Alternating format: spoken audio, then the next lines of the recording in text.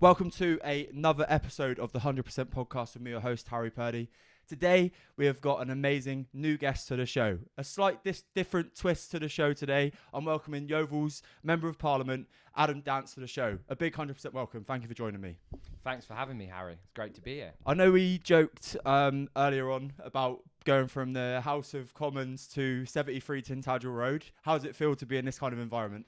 To be honest, this type of environment's absolutely brilliant for me because for me, it's about supporting my community, and this is where the real work happens. Yeah, I really appreciate you coming on the show. Honestly, I was saying to you as well that for the first time in a long time, I'm nervous actually recording this episode. Not for the sheer fact of like getting my words wrong or things like that, but just the I guess it's like quite a prestigious occasion for me to have you on and get to talk to you although we went to school together, from a personal level about the journey and stuff like that. I really appreciate your time today. Yeah, well, don't be nervous. I do get a little bit nervous when I do things like this, but I think the thing is, it's getting across who you really are. Yeah, absolutely, for sure. So your journey, I knew you at school. Yeah. You've gone from a massive journey between all of the local councils to Somerset Council, and now you're representing Yeovil on the bigger stage. Where did that interest come from? So you may not know this about me because obviously we were in a different year at school, but I was bullied quite badly at school. Right. And actually, for me, I really struggled at school. I've got ADHD, I've got dyslexia. I'd play up because I was actually struggling with my words and I didn't want to be called stupid. I didn't want to be bullied by other children. So I'd spend more time out of the classroom than in the classroom. Oh, right. And one day I got off the school bus and I was beaten up quite badly to the point where I thought, what is the point of my life? And I wanted to commit suicide. And I felt really, really low. And my local youth centre saved my life. Oh, wow. And then one day, the Conservatives did a 100% cut to youth provision in Somerset. And I was about 15 at the time, and I thought, this has saved my life. How many other people would have support from their youth service, which might support them further on in life? So I ran a campaign. I didn't have a clue about politics at school, because we weren't really taught it, were we? No. So I didn't know what Lib Dem, Conservative, Labour, I didn't have a clue. And then I went on ITV News, and David Laws, who was our MP, and Paddy Ashdown, Lord Paddy Ashdown, knocked on my door. And I said to my mum, who the hell are they? Because I didn't know. Yeah. And they then supported me to try and get the youth club reopened. And I thought, you know what? I've got to look into politics a bit more. I've got to understand what it's about. Because these two men want to help me. I need to know what they stand for. So I did a lot of research, and I realised that for me, I'm a Liberal Democrat. Clear, cut me in half. I care about the community and the values. So then I went on to the parish council, and as you said, I worked my way up into the district, became cabinet member for planning for 5 years. Never ever thought I wanted to do that. But everyone says, well, what did you do in the meantime? Well, when I was 18, I enjoyed doing landscaping, building. So I set up my own landscaping business when I was 18. So I did that and the council at the same time, because you couldn't live off of, as a council allowance, you got £6,000 a year. Well, you couldn't live off of that and do the job properly. Yeah. And that's what's sort of wrong with politics. Politics is made up of lots of retired people on local levels. So a lot of our district council was made up with retired folk, because actually the income, you couldn't survive. You couldn't live off the income. So it was bumping up people's pensions. And that's one thing which I'm really passionate about, is trying to get younger people involved, because actually younger people they are our future. You're our future. And we need to have more people involved in local politics, really. Yeah, incredible. I think it's so nice to hear a personal story about why you got into politics. And then it's kind of one of those questions as well, especially for the people who may not know. Obviously, within the country and politics in general, the Lib Dems, let's just say 10 years ago, had quite a big sway, didn't they, in Houses of Parliament. They joined forces as such with the Conservatives, but of recent years, not so much. So what's kept you involved in them? Is it something that you genuinely believe is, if you want to be community focused, the Lib Dems is something that represents them? I mean, what's kept me focused with the Lib Dems is that here in Somerset, it's either the Lib Dems or the Conservatives, because of the way we don't have proportional representation. So it is always Lib Dems or Conservative. You saw this at the general election here, where Labour won a massive majority, but they only got about 3,000 votes here in Yeovil. But I stayed with the Lib Dems because it really is about being a local politician who is going to support the community. The last 9 years, we were served by someone called Marcus Fish. Now, I suppose people will say, well, you're biased, Adam. But I only stood because I was fed up with nothing happening in our town. I was fed up with there not being any public advice centres. I was fed up that disabled people couldn't see their MP because his office was upstairs above Argos. I was completely fed up that he was nowhere to be seen. And that's the difference, I believe, between the Lib Dems and the Conservatives. I have an office in Princess Street, which is open 5 days a week, which is disabled friendly. I go door knocking. Only yesterday, I was out door knocking yesterday, because for me, if I've got an hour free, I should be out speaking to people. You should just not be canvassing at election time. And that's why the public get fed up, because they think, oh, you're only around here at election time. But actually, you should be going all year round. And that's what the Lib Dem values are. Engaging with their community. At the moment, you may have seen on Facebook, I'm running a Christmas card competition for the schools and young people, because Nice. I want to engage them. I want them to be able to actually see that I am a real person. Yeah. Next Friday, I've got an under 40s, 16 to 40 group where people can come to my office and see me. I'll provide pizza and we can just have chats, because actually in Yeovil, we need more engagement with young people. So I'm trying to do those things. And it's through the Lib Dems which have given me that passion to do that. And actually, if you look in Parliament now, we're the third largest party, there's 72 of us, but the Conservatives are the official opposition, but they're never in the chamber. There's always more of us than them in the chamber. They've lost their way. And actually, people now see us as the opposition. Yeah, it's really interesting to see the twists and turns of politics in general. And I did promise to, like, when I was speaking to my friends and people that knew about this episode coming out, I'd be like, I'll try and keep it away from politics as such. But I think when you've got the opportunity, it is something that we can go on to a point that I've got for later on. I think people can feel disengaged. Definitely. I do believe that what you've said is absolutely right. When you are sat in your front room, and I try not to get too engaged with it, but when you see like the murmuring and people shouting over each other and Parliament, it can look a little, I don't know, like childish, I think is the real word for it. And then you kind of get switched off to it. So if you are a young person, or if you were to speak to a young person in that demographic that you're speaking about that is maybe switched off to politics at the moment, what would you say to try and get their trust back and their faith in the situation with politics at the moment? I would say that we're not all the same. So one thing for me, I really struggled when I first got elected in Parliament, because actually with dyslexia, with ADHD, it isn't a normal place for someone like me to be. I haven't been to university. I'm just I'm a brickie by trade. But what we need in government is more normal people who understand what real life's about. There's plenty of people in government who have never worked a day of their life properly. And what I mean properly, doing a hands-on job. And I think what people need to understand is that actually this Parliament, there's been a big change of younger people. There's people from all different backgrounds who actually understand a bit more what real life is. But I think one thing which is really disappointing, and I'm going to ask you a question now. Oh. So when you look at the TV and you've got the green benches, there's not enough seats for us to sit, right? Yeah. So if I want to secure a seat for the day, what do you think I have to do? Turn up 5 hours early, maybe. I have to go early, but I have to fill in a prayer card, Right. put that prayer card in my seat, come back when the bell rings, and pray if Right. I want to secure a seat. Now, you can see why people aren't engaging, because that is so old-fashioned Yeah. that and actually, the Christian vicar coming in, I'm not anti-religion at all, but there's other different beliefs in Parliament. It's not just one belief. So if you never see me with a seat and I'm standing up or sitting on the steps, that's out of protest. Right. Because I much rather spend my time actually doing constituency work instead of having to go down there early, fill in a card, put in a seat, going back later and pray.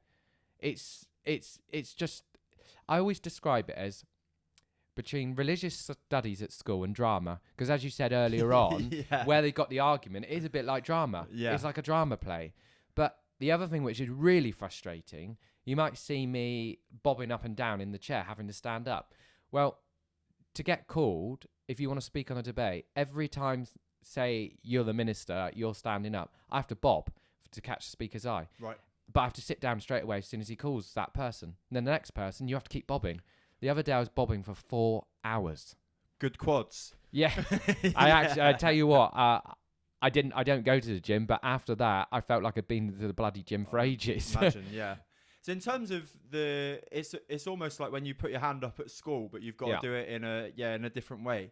In terms of that first kind of few experiences, you said you found it difficult when you went in there. How did you deal with that sense of overwhelm and being in that environment where you say it's not normal for somebody like yourself to be in there? So how did you break through that and get through those Yeah. beliefs?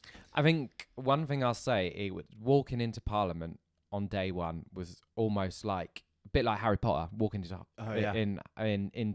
Harry Potter film, but you would just think there'd be a support network. So I was given a 100-page document and said, right, you've got to now go and put job applications up.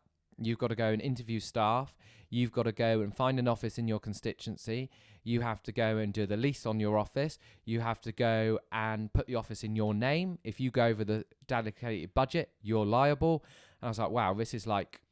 So I describe it as you're running a business. Yeah. So I've got 10 members of staff, some part-time, some full-time.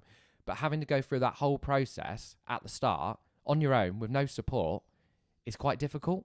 And I would say that's probably was the worst part, because my emails were going up.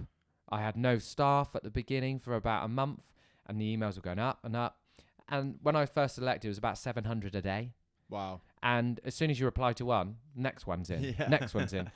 And the other thing is we all get offices in Parliament, but that doesn't happen straight away.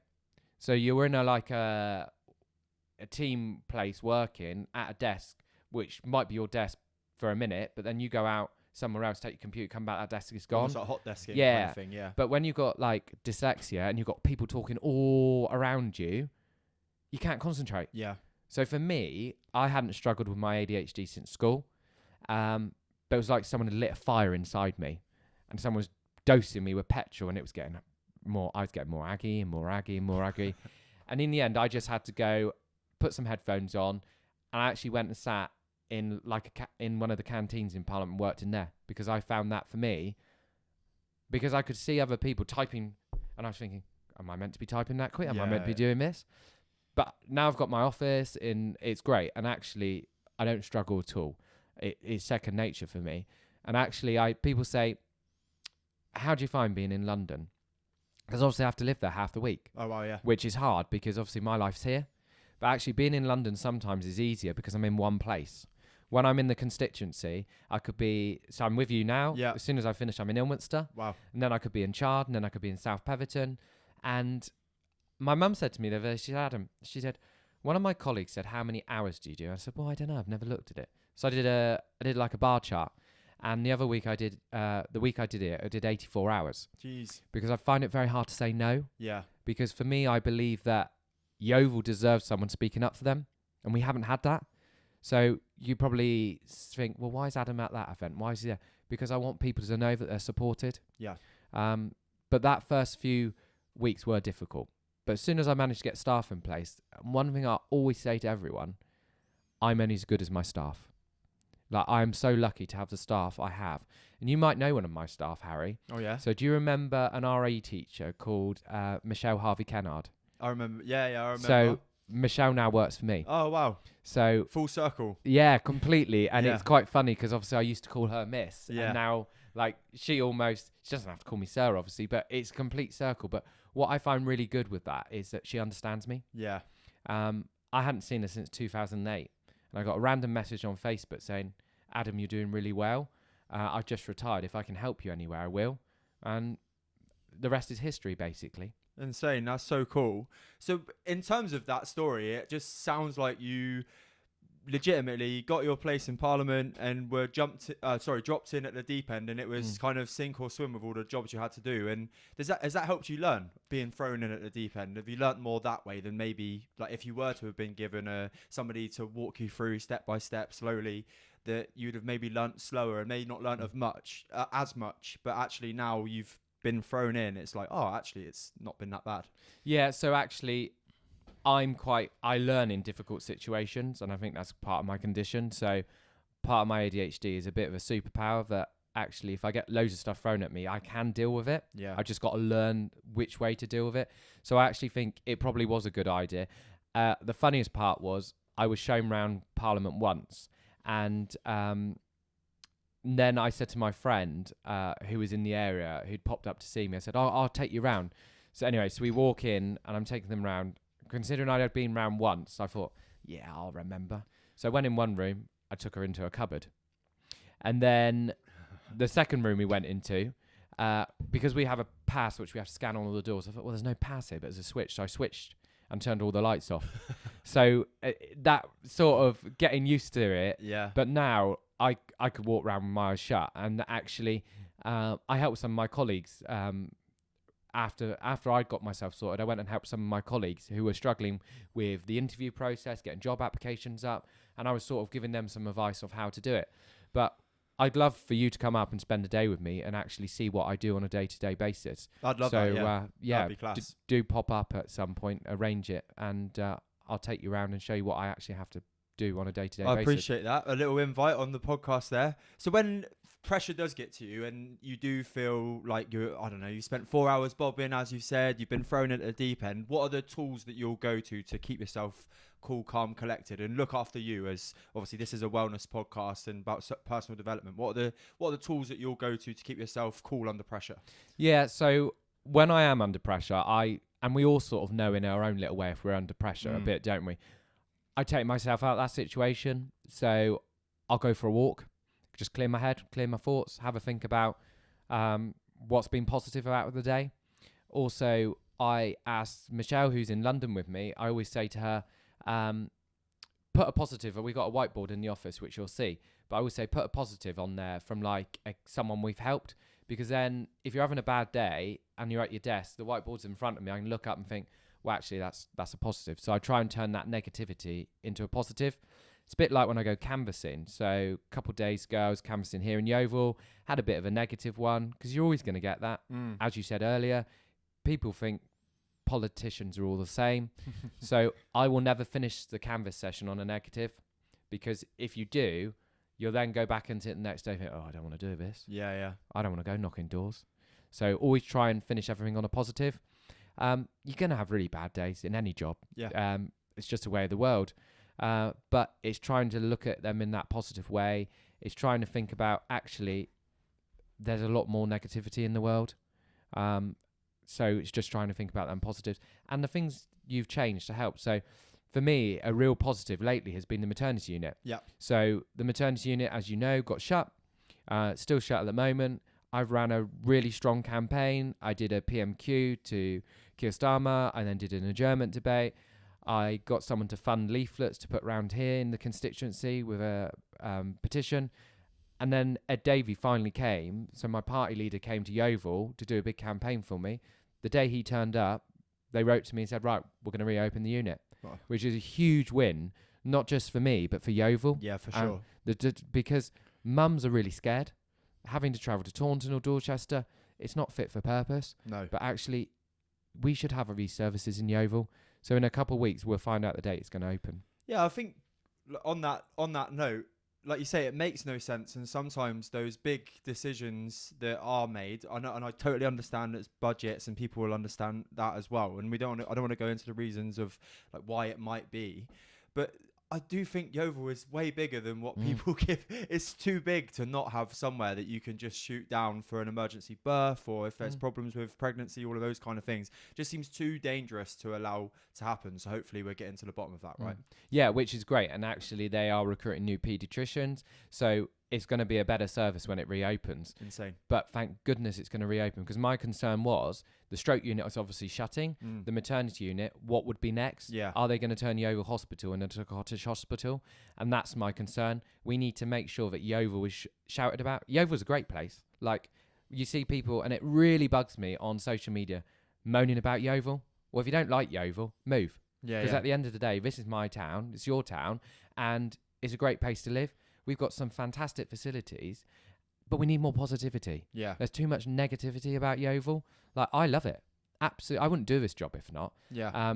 Like Nine Springs is fantastic to go for a walk with your dog, clear your head, meet friends. We've got Mudford Rec, which is good for our health. Ham Hill. And it's like, we've got this such great area, and I just get fed up of people talking it down. Yeah. So more positive we can be, the better. Yeah, I mean, it fits right into my message. I do think that if you focus too much on the negative side of things and of life, then of course you're going to see more of that, right? Like it's going to be way more in your periphery. You're going to have more attention on that side, and there are more positives. So I actually think that it's you've got a great network from here. You're 40 minutes from the beach. And I do speak about that with my friends a lot, and a lot of my friends may disagree. And I do think that you have to be real as well, Adam. Like if you look back, I don't want to be one of those people that sits there and like reminisces on old times. Yeah.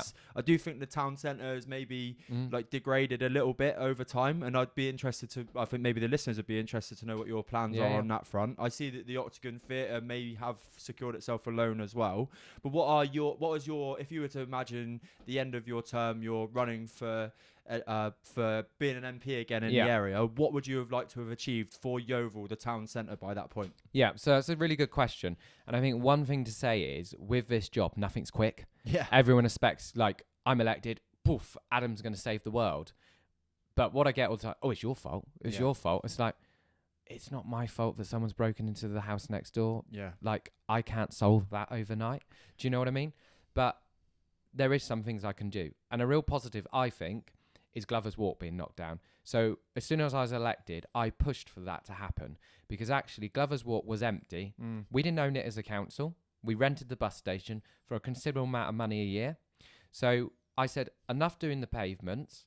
Let's change some of that high street funding to buy Glover's Walk, buy the bus station, and actually by buying it, knocking it down, the money we've spent on that, which is government money, I think people need to understand it's not our council tax. Right. And there's a real big perception that it is.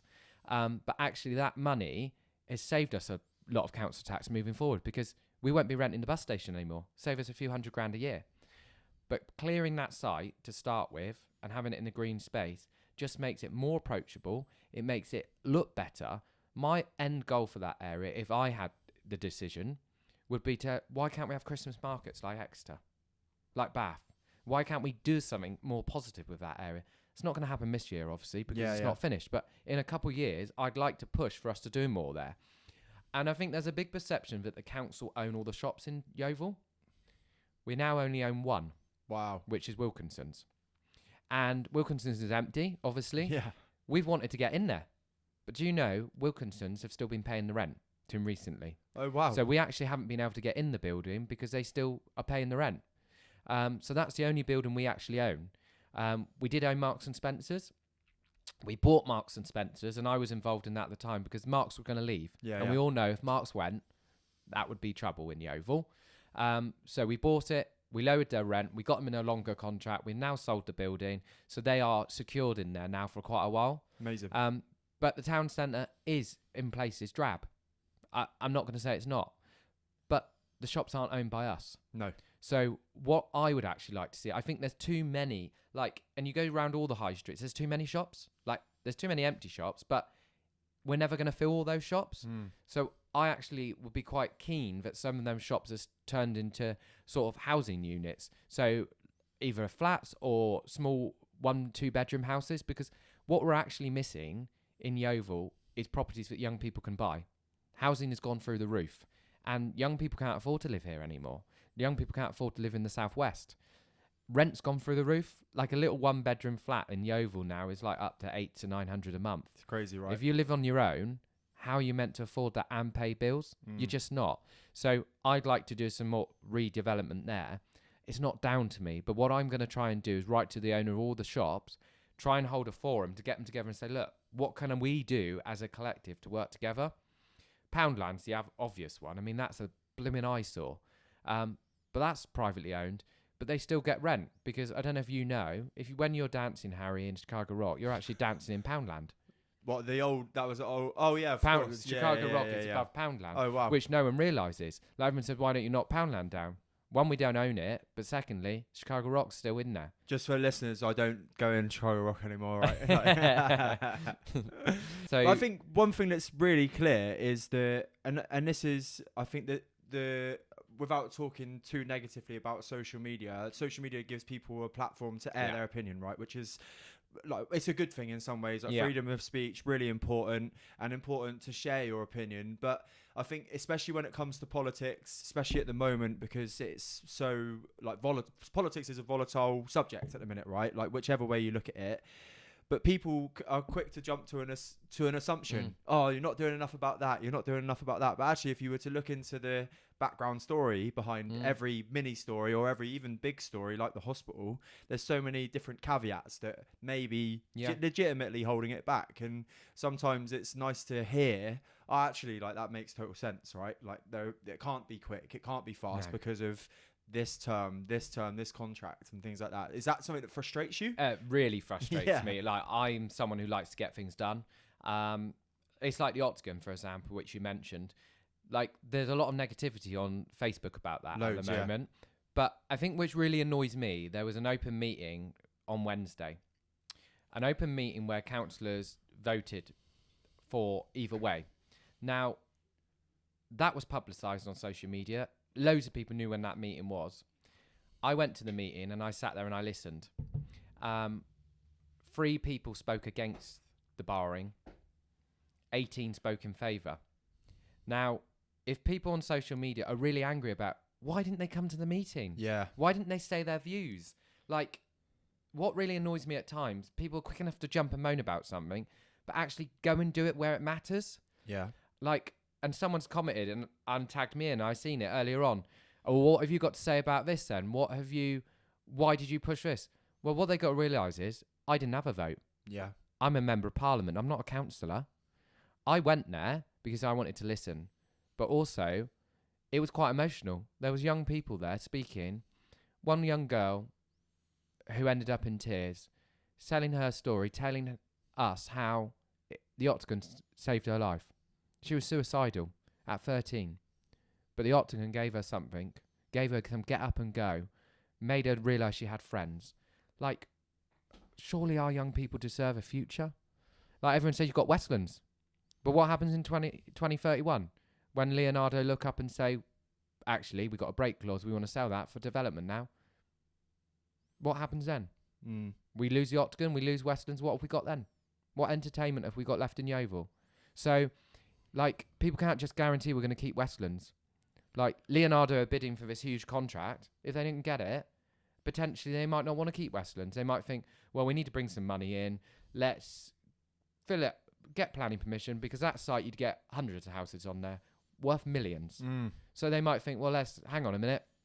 Let's sell it. I mean, I'd be dead against that, and I would campaign like the most I possibly could, because if we lost Westlands, it's not just Westlands, it's the sports pitches and so on. Oh, yeah, for sure. But we've got to make sure that we've got both, because Yeovil people deserve it. Yeah. And yeah, £11 a year for a Band D property, but actually the majority of the properties in Yeovil aren't a Band D. Also, people who are struggling are not actually, a lot of them aren't paying the council tax. They're getting money back towards it. But I think the other thing to say on it is that hopefully, and if people had gone to the meeting, they'd have seen that the council put another motion in to say, right, we're going to try our best not to have to use the council tax. We're going to try and get money from elsewhere. So Yeovil I've already offered 70,000. So that £11 a year is going to go down. So hopefully it might not cost much more. But I think one thing I'd say to people as well is, where I live, I pay for the library, I pay for the village agent, I pay for the youth club, I pay for the hanging baskets. I don't use any of them services at all. But you have to pay for it. Yeah, yeah. Like, no one moaned when we took on Mudford Rec.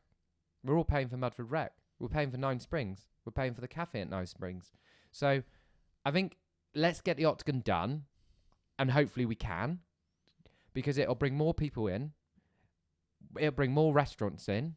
It'll help the restaurants we got, and it'll be a positive. Yeah, there is going to be some negatives for the next couple of years, but let's just get it done. And if we can get more money in, brilliant.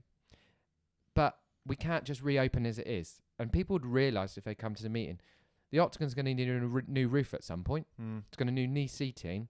So if you do it all now, it's going to be fit for the next 50 years. But if you reopen it as it was now, a couple of years' time, it'll have to shut to do the roof. And then it'll have to shut to do this. And it'll be an ongoing thing.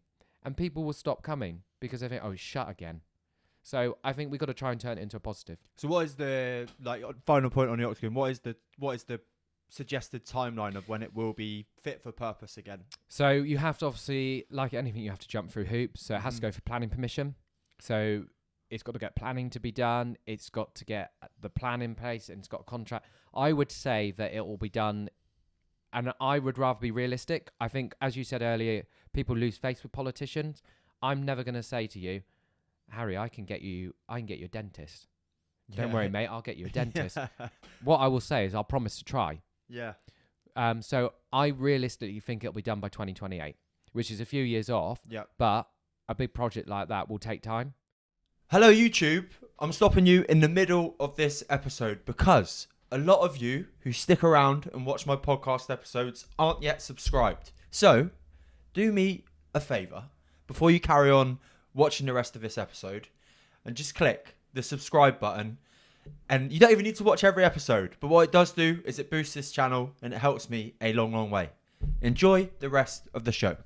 Right, and we're nearly in 2026, so Exactly. yes, not too bad. Okay, great. And we speak about, you spoke about a good couple of the positive areas of the Oval, like Nine Springs, Ham Hill, all of those places that you can go out and get a bit of fresh air. Bringing the story back to you now.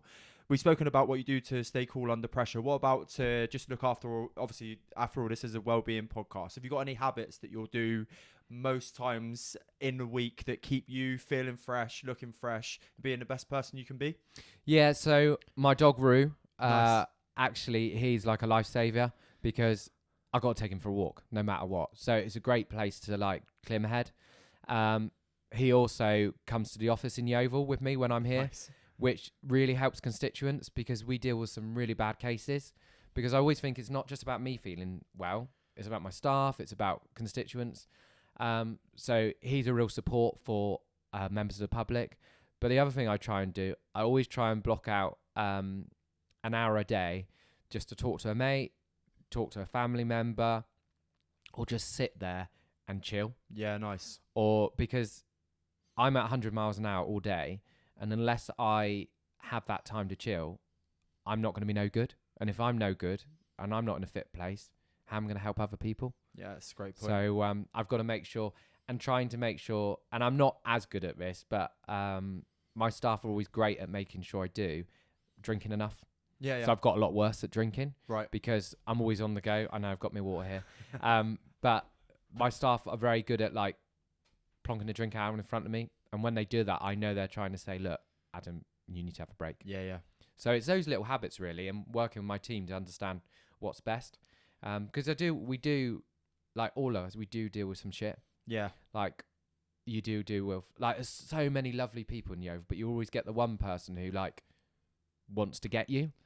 And it was hard when I first got elected. Like I had someone put a Wi-Fi blocker on my house to take my CCTV down. Oh my God. And put rags up the exhaust of my car.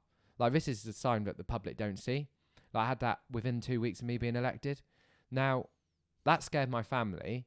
Didn't scare me. It made me stronger because I thought, I ain't going to be got by you bloody haters. I had enough of that when I was at school. Yeah. But it's that realism that actually you do have to be careful. And the other thing which is hard, and I never... So if you were to ask me a question, what did you think about the job which you didn't think would be a case? Would be I never realised I'd ever have to have security. Like I like just walking around the Oval. I like walking around the area. But when I have public events, I have to have security. Right. Because you don't know if someone's going to come out of the area and attack you. And hate has risen lately. So it's trying to keep positive in those times. And I'm really bad at having security. I try not to book them. But I now do it for my team because I think, well, if my team got hurt, I wouldn't be able to live with myself. Yeah. But I think the positive of that is that I've not had an incident other than that one I said about. But also, it's keeping your mind going that just because there is some hateful people, there's some real lovely people as well. There's some real positivity. Like we get letters on a daily basis thanking us for the work. We get biscuits dropped into the office, chocolates, and that just shows that people really care that we are here to support them. Yeah, I think so. And I think you can clearly, with your story, although we can maybe speak about the rise of hate in general shortly, but clearly there's a focus on making sure your environment's quite positive, which, again, is something that I'll speak to people on the podcast about and clients about and all of those kind of things. What else do you do apart from having a good team to make sure your working environment is a positive place? Yeah, I think the other thing I do is I make sure that I'm briefed. So that you think, well, how's that positive? But for me, going into a room, knowing that I'm briefed, takes that pressure away. Yeah. So I always make sure, and you've probably had it before I've come today, I don't know, but I'm sure one of my team would have contacted you and said, how long do you want Adam for? Yeah. Where can he park? What what are you going to ask him? Because that helps. Because you imagine if I'm getting to a meeting and I think, oh God, there's nowhere to park. And then straight away you've got that anxiety of like, I'm going to be late. I'm going to be doing this. So that really helps. So the team are amazing because unless you've got that prior knowledge, and the other thing was and I don't normally say this to people, but I'm going to say it to you anyway, is because I meet so many people, I forget people's names. Yeah. Because you're going to. So I've trained the staff to go up when we meet someone who I recognise. I get them to go and introduce themselves and say, oh, hi, I'm Chrissy, for example. And then they say, oh, I'm David. And I walk up and go, David, lovely to see you again.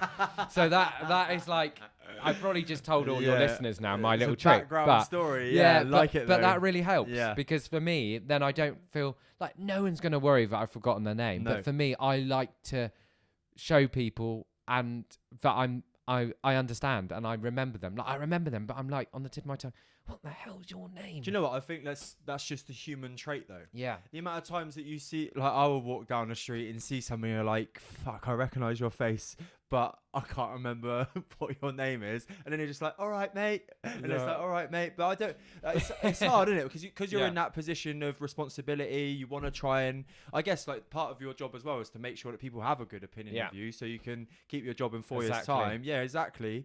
It's you want to try and give that across and make sure that you give that personal touch when you can, but at the end of the day you are human. You have got a brain that is going to forget things at times, and it's just that contrast of you are in a position of power and understanding that, look, you are human as well at the end of the day, right?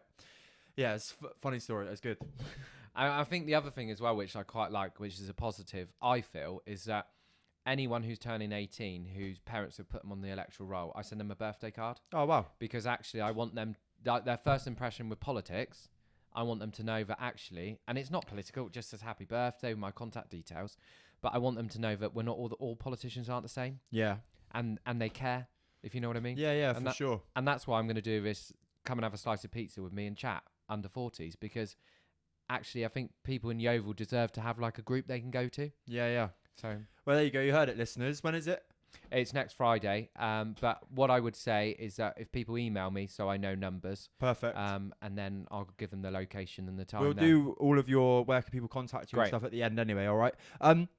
So you speak about community as well, which is really, it's a real big part of me. I mean, I don't know if you know about, I've done this podcast now for 4 years. I've spoken to a lot of people who have done some really good stuff in the area, now including yourself.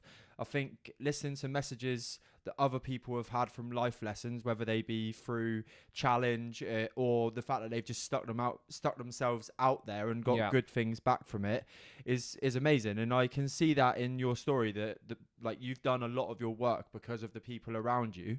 And some people may say, oh, but he's got to say that because he's an MP. But legitimately, like knowing you from school, I've seen your essential rise to the top is what it is. The cream has rose to the top as well. What is it you get back from that?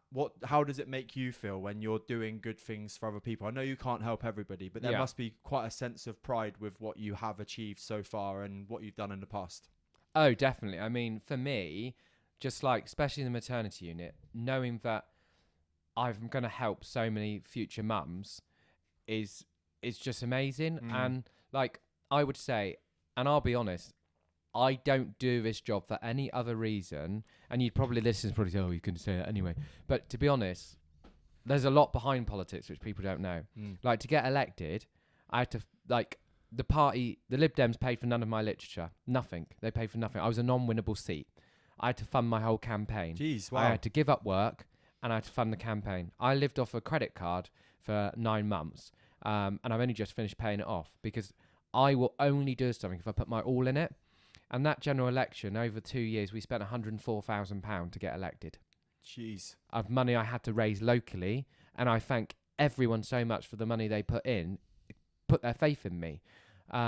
Because actually, like, and this is what I think what annoys me sometimes, where people say, oh, you put a leaflet through my door. Well, just remember, when that leaflet comes through your door, it's not paid by government, it's not paid for by the Lib Dems, it's paid for people who are fundraising because they believe in what I'm doing. Yeah. And just have a read of it. Like, no one realises to send, you know, when you get bloody freebies through the post from like Farm Foods and Lidl, that costs about £5,000 to get Royal Mail to deliver. So I can't do many of them a year, obviously, because I need to raise the money. So I have a great team of volunteers, about 400 across the area, who deliver their street or because they believe in me. So that's what gets me up in the morning, is to know that I've got these people who trust me to do the job. And what I also get out of it is the fact that, like, so I've been speaking quite a lot about dyslexia and ADHD. I went to a school the other day, spoke about it, and do you know, these two lads who are 9 stayed behind to the teacher and said, can we stay behind? And the teacher went, well, what for? I want to have a chat with Adam. And she said to me, I don't know what they're going to say because these two kids are always naughty. And they said, and it's touched me ever since, you've taught us that we're not going to fail in life. We've both got ADHD, and you've now made us feel, well, we're not going to fail. And like that has stuck with me ever since. Like them two little kiddies, my stories helped them because I've said stuff in Parliament which it really put me in a position which I've never said. Like, I've never told people before that I felt like committing suicide. Yeah. And I felt that more than once. I was thinking about ways I could do it, to the point, like, my dad died as well when I was in my early 20s. I lost my best friend to COVID when she was 33. Like, it's hard. Like, life has been difficult, but this keeps me going. Like, I only do this because I want to make a difference. Yeah. Everyone's moaning about dentistry at the moment, aren't they? Now, by the next 6 months, I got 2 new NHS dentists opening, one in Chard and one in Crewcombe, which will take thousands of new patients. Like, that's a real positive, and that makes me feel like I'm helping so many people. And, like, that's what gets me up in the morning. Not thinking, oh, I'm an MP, because I couldn't give a monkeys about the MP behind my name. Like, I'm Adam. Yeah. Like, as soon as we got in here, when you told me you were nervous, I said, look, I'm Adam. I'm always going to be Adam, but I'm doing this job to push people like you's views across in Parliament and to get the best for Yeovil. I ain't going to change who I am because I got elected for who I am. Yeah. And that's what Yeovil wanted. They wanted me. So that's what I strive for. I think it's important as well, and maybe something that we can see eye to eye on, no matter what, when you're putting your opinion out and when you're putting your stories out and things like that, whether it be in Parliament and then shown on the news like some of your stuff is, or like to masses of people on social media. And then for me, with my small little channel and me trying to help people positively with their mental health and their physical health and their emotions, is that there are, whether we like it or not, there are going to be people who are sat behind faceless accounts or sat like people behind their doors who are going to have a negative thing to say about you, even though you're trying to do something positive. So how do you deal with those the criticism that comes along with it? Yeah. So to start with, I really struggled. Yeah. And I was on, like, before I went to bed, 2-3 in the morning, I'd be scrolling, thinking, well, who's this person? Do I know them? Have I offended them in life? Blah, blah, blah. And then one day something triggered with me and I thought, what am I worrying about these people for? Yeah. Like, they're not going to get up. They're not going to stand in the election. They're not going to put themselves forward. They're not going to help people.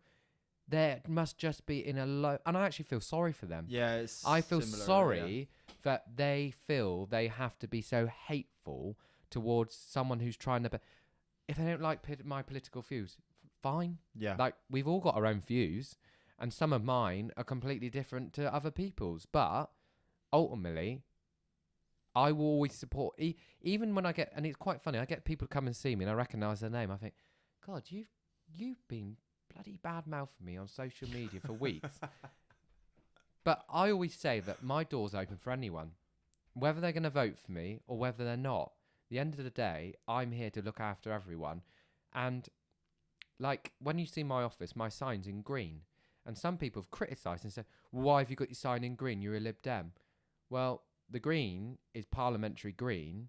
And I did it because I wanted people to feel they could come and see me. Yeah. Not for any other reason. But I deal with the negativity now by just sort of laughing it off. Because I think, well, you've got nothing better to do than have a go at me. Why don't you come and spend a day with me? And I've actually commented on quite a few posts lately and said, oh, thanks for that. Don't worry about it. But why don't you come and spend a day with me and see what I do? Yeah. Well, why would I want to do that? Well, then why do you want to sit behind your computer all day? Like, get off your ass and do something meaningful. Don't just give me abuse all day. Yeah, I think it's quite it's brave of you to share that as well, because it is true.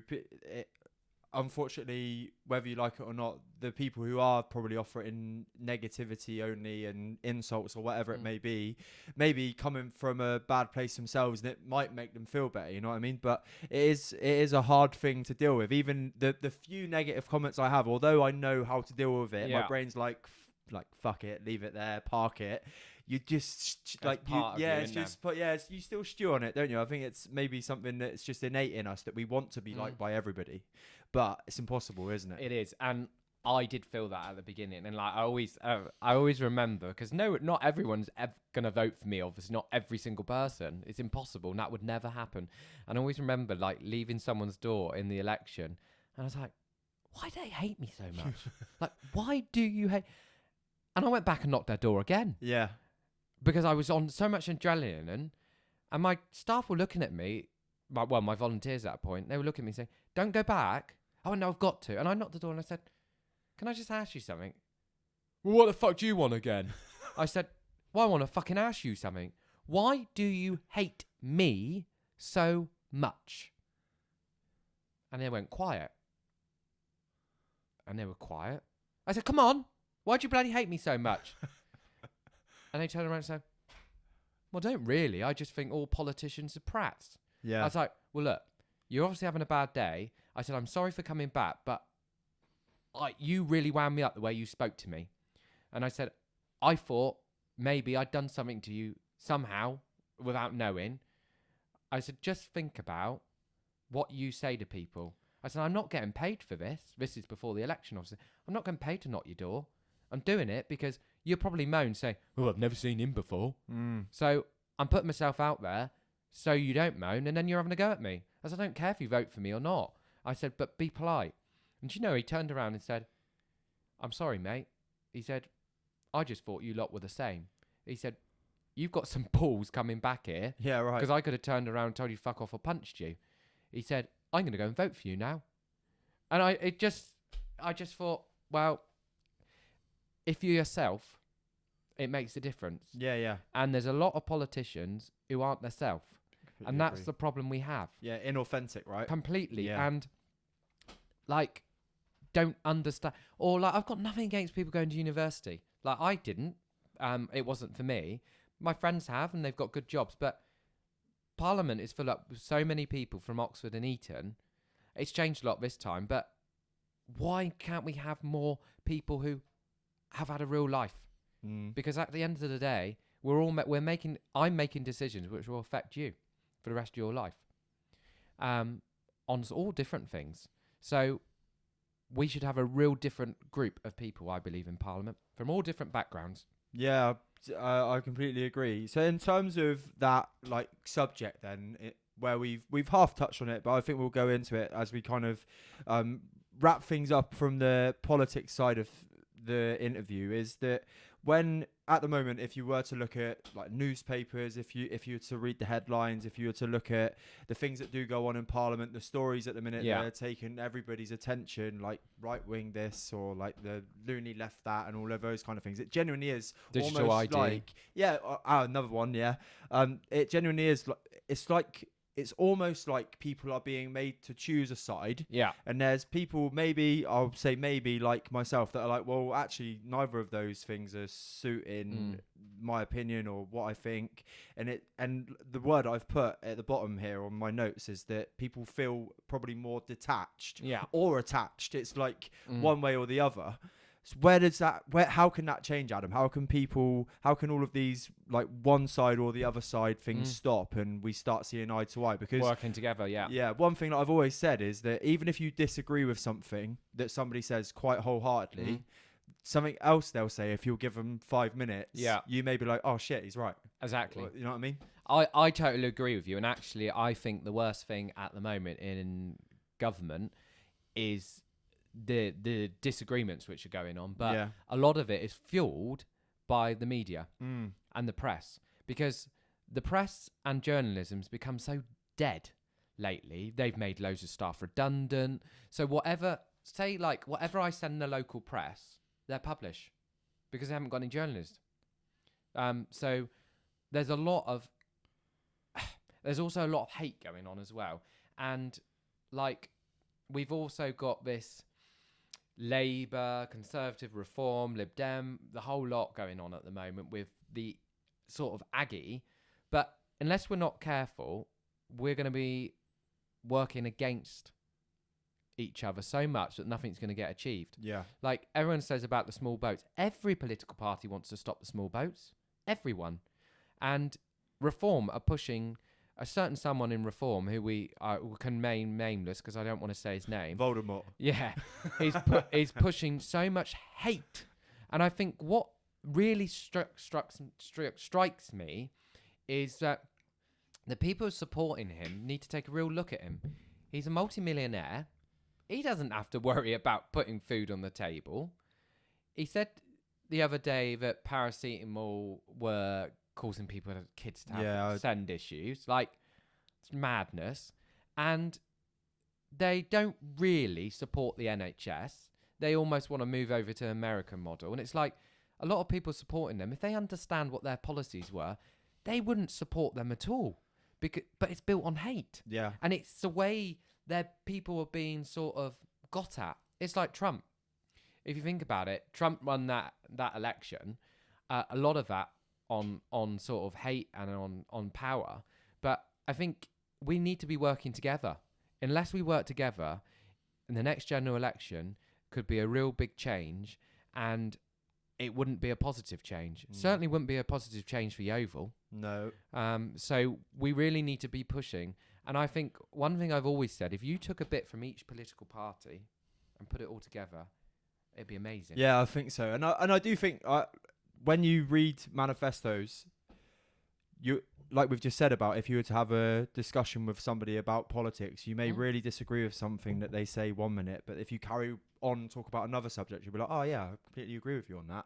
And that's where I think the big gap is, that there is nothing that links all of those things together. And what happens is people will find the biggest thing that they disagree on and then turn that into something, and whether that, like you say, whether that is the media's fault in some ways, that it is becoming this huge passion filled like ball that's gathered so much momentum. It's created the protest, and like people that I'd never think would get involved in these things and protests and stuff are, and it's just quite surprising, to be honest with you. I think you're right. And I think the thing which is quite sad, because actually if you ask some of the people, I've asked some of my friends, why are you doing that?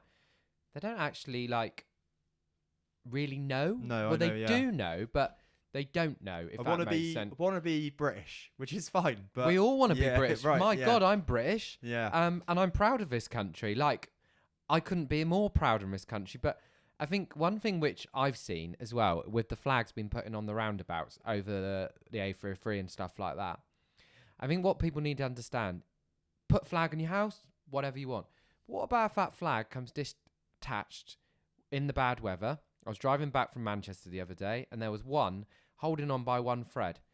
If that comes down, lands on someone's windscreen as they're going 70 miles an hour, and kills someone, effect, right? What happens then? Yeah. So I say to anyone listening, like, go and do whatever you want. Put flags on your own house. Not got a problem with that. I have a flag up when England win. Yeah. or this or that. But don't put them on the roundabout. Don't put them on the bridges, Bridges because and things like that. like, yeah. if you've got children and your child just die in a car crash because of that, imagine how that would make you feel. Just think and be a bit sensible. Yeah, I completely agree. Right, 2 questions to wrap things up, Yep. Adam, all right? I want to know your favourite moment from being a Member of Parliament so far. Oh, that's a hard one. There's quite a lot. I think probably my favourite moment, but my most nerve-wracking, was a couple of weeks ago when I did my 10-minute rule bill. So that was a huge thing for me. And to be able to get a 10-minute rule bill in Parliament is quite big, because there's 600 and something of us. So managing to persuade my colleagues to let me win in the shuffle to be able to produce that bill, I think for me that was my most proudest, because I was talking about my personal troubles, but in a positive way to help others. And I would say it's my proudest because I've had thousands and thousands and thousands of people contact me. I've also been doing quite a lot of work on that with Jamie Oliver, the chef. Oh, wow. And for he contacted me, and I think I never thought in a million years that I'd be contacted by someone like Jamie Oliver to say, look, can I work with you? And he is so dyslexic, and he's one of the top selling authors in the country. Yeah, insane. So that's probably my proudest. They're amazing. Well done, mate. And the final question is the traditional 100% podcast question. And it is, what is the greatest bit of advice you've ever been given? I think the greatest bit of advice I've been given is quite simple. Is if you're having a bad moment or a bad day, take 10 deep breaths, think about it, put it in a little box, get rid of it, and think of something positive, and come back to it at a later point. Amazing. I think for me, that has probably worked the best, because sometimes you need to think about this negative thing, but not at the start of the day. If you think about it at the start of the day, you've ruined your whole day. So put it in a little box, come back to it when you're calm, and it won't be as bad as you thought. Insane. I love that. I hope people use that advice as well. Adam, genuinely, it's been a pleasure. From the nerves at the start to now, it's like we're just having a general conversation over a drink, which is insane. And one thing that I value a lot in other people is people being authentic and bringing their true selves to whatever situation. I think you've done that today with the stories that you've told, and I do hope that people listen to this story and they realise that all MPs aren't the same. And I think that's maybe a title that I'll use for this podcast episode. So thank you very much. Where can people, if they want to come and get hold of you, they're interested in that open evening that you've got, how can they get hold of you and get involved? Yeah, well, if you drop me an email on adam.dance.mp@parliament.uk, and I'll send you the details, or just reach out to me on my social media, just Adam Dance MP on Facebook. Perfect. Thank you so much for your time. If you have enjoyed today's episode with Adam and I, please go over to Apple Podcasts and Spotify and drop a 5-star review and give us a subscribe. And if you're watching on YouTube, hi, give them a wave, Adam. Like and subscribe below. You know the drill. See you next Friday. Take care. Thank you.